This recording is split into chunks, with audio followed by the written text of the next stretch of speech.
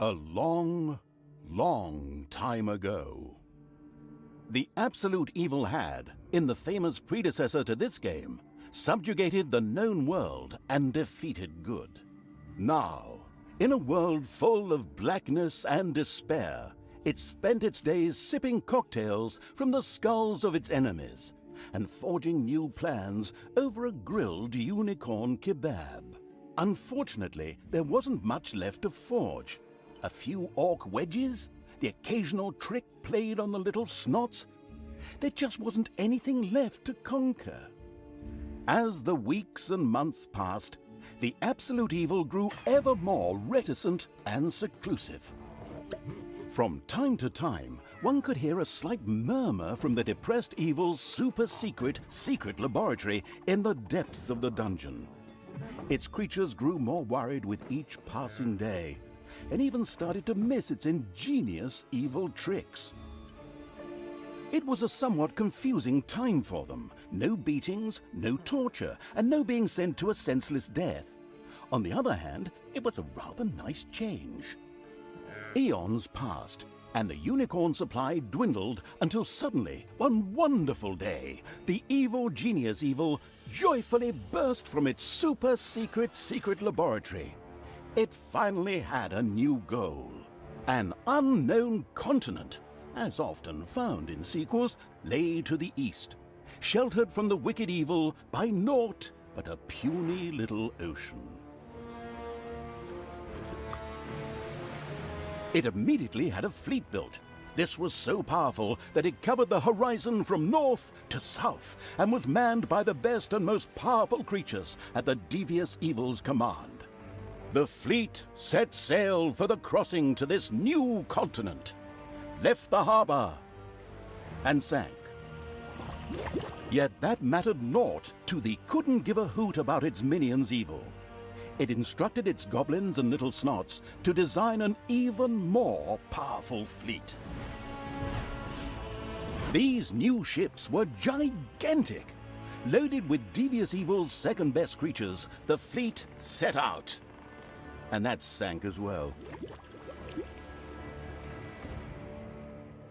The annoyed evil saved his relentless anger towards the shipbuilders for later.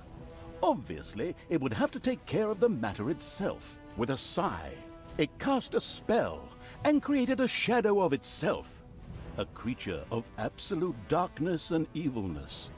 This shadow flew across the water towards the east. There, it would find a vessel, a corruptible being that would subjugate this land in the name of evil, and the shadow had the perfect target in mind.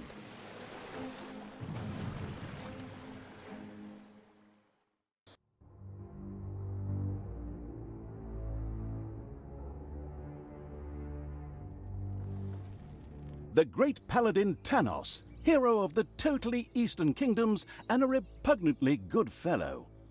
He was visiting the fatiguing library in Tristram with his comrades to see his foster daughter Talia. Well now, Talia, tell me about your studies. Are you making progress with the writings of the ancient sages? Yes, dear father, I have thoroughly digested it and have come a step closer to the good. The desire within me to do evil is defeated. Really? Excellent! I am proud of you, my child. Continue to concentrate on your studies. I must go to Stormbreeze to clear up a few matters. I'll be back soon. In the meantime, my loyal friend Grimly will protect the country. Should anything trouble you, you can turn to him. Isn't that right, Grimly? Aye, of course, Janos. I'll keep an eye on the damned elf. Your daughter. You can count on me. Then I'll see you soon, my friends. May the goddess watch over you, and the light burn eternally. Bon voyage, dear father.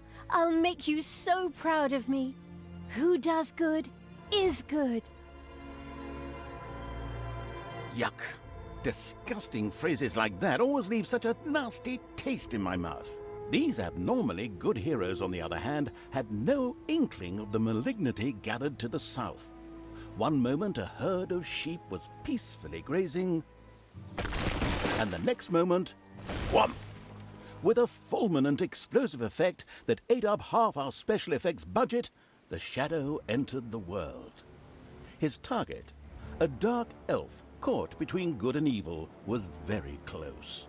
As the shadow of the unspeakably evil moved through the world, all around it died. Plants withered, animals perished.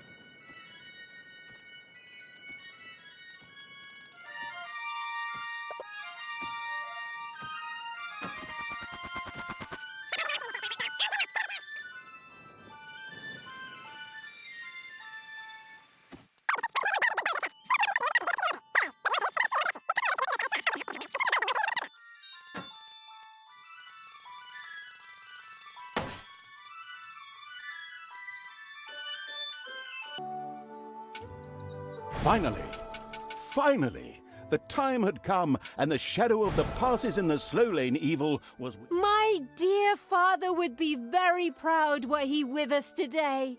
He would be overjoyed to see us give the young and the needy a place to live and thrive. That's why I'm happy to take this orphanage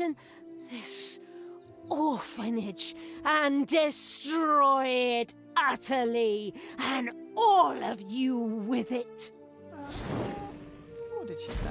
Die!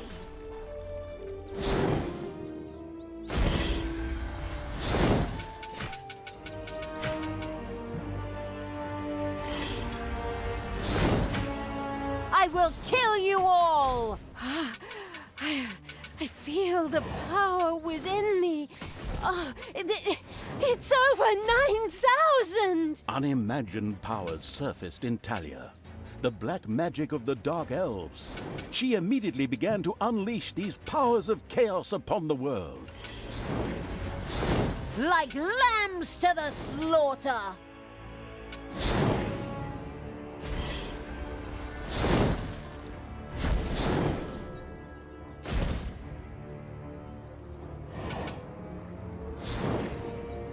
I will kill you all!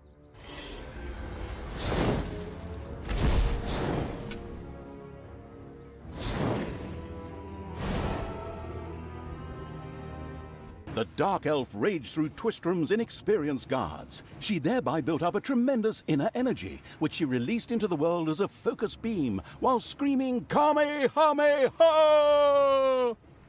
Meanwhile, in the fatiguing library, they waited eagerly with coffee and cake for Talia to show up and open the new orphanage. The energy beam hit the cake with a resounding zap and reduced it to ashes.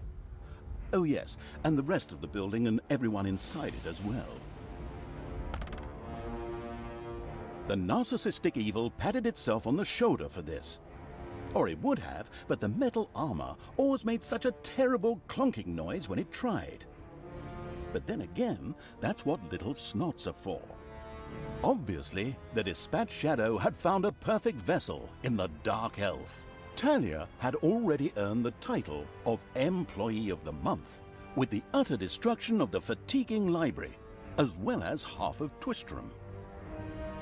The destruction of an orphanage and the bombardment of innocent citizens with magic missiles immediately made her the minion-wasting evil's new favorite henchperson.